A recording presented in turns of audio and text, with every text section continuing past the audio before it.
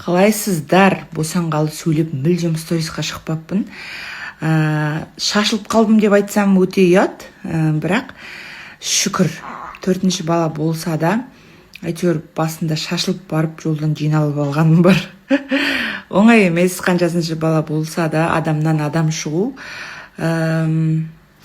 Сол, бұйырса бүгін үйге қайтамыз, шүкір, қатты қуаныштымын. Кеше анализдер тапсырдық, шүкір, балада да өзімде де бәрі жақсы. Ойдағыдай шыға берсеңіздер болады, кеше шыға беріңіздер деген. Оған мен жоқ, үлгермейміз деп бүгінге жоспарлағаным бар. Көбісі орамал туралы сұрапты, неге орамал тағып алғансың деген сияқты. Ол маңызды ма деп, оның барлығын айтам қазір. Баланы бар ғой, күніге садикке апарып алып келу қалдырмай ше. Соның өзі бір бөлек бір жұмыс қой ше. Азан сағат 9-дарда апарасын, кешкі сағат 5:30-5-те алып қайтасын. Өзіміздің міне любимый садигіміз. Қазір кіріп кетті Айжан мен Амир. Бөлек бір жұмыс бұның өзі. Тем более біздің үйіміз мынау садиктен 10 километр жерде. Күніге азында машинамен келеміз, күнде машинамен келіп алып кетеміз. Оған бөлек уақыт бөлесің. Сондай екен ғой бұл, Ассалаумағалейкум, қайырлы таң, қалайсыздар? Қазір семейный бір жерге шығып барамыз.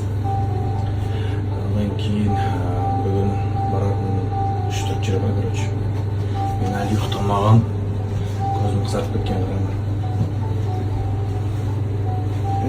В общем, шашыны керек, дом үйде тұра беріп, андай болып кетеді екенсің, ерім, шек, сондай болып кеттім ғой. Бұйыртса, Алла қаласа жер үй салып. Черита тормоза болмайды екен андай жерде. Капец!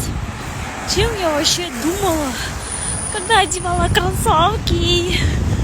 Да, деген, нереально суық.